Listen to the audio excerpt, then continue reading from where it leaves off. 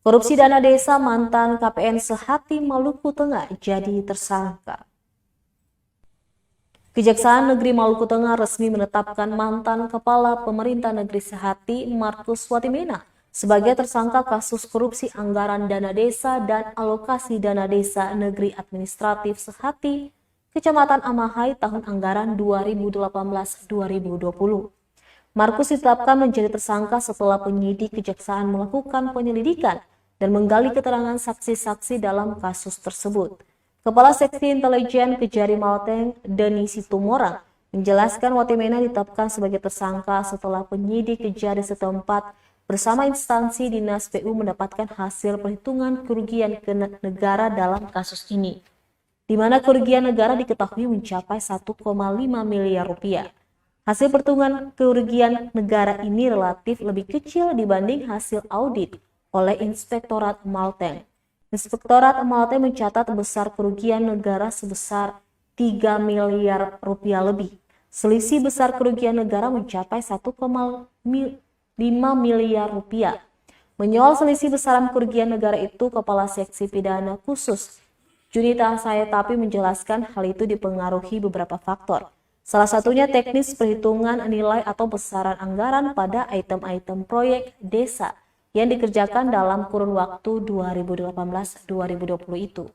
Tersangka penetapan MW sebagai tersangka tunggal tidak berarti bahwa peluang adanya tersangka lain sudah tertutup. Dalam perjalanan penyidikan masih mungkin ada penambahan tersangka lainnya.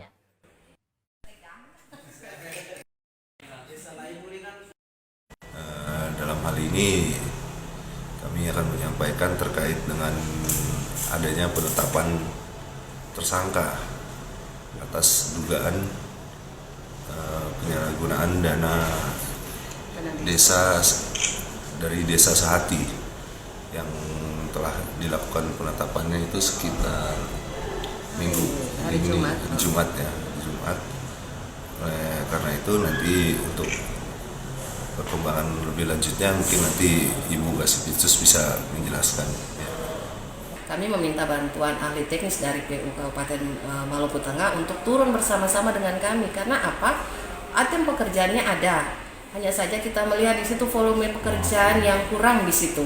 Sehingganya dari contoh yang 200 juta saya sampaikan tadi, ketika oleh ahli teknis mereka mengaudit, itu terjadi selisih volume. Sehingga selisih itulah yang kami jadikan sebagai kerugian keuangan negara. Sehingganya pada hari Jumat kemarin kami tim jaksa penyidik menyimpulkan bahwa total KN untuk tahun anggaran 18-20 adalah 1,5 miliar sekian. Jadi seperti itu yang bisa saya sampaikan.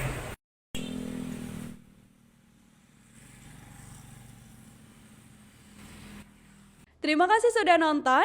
Jangan lupa like, subscribe, dan share ya.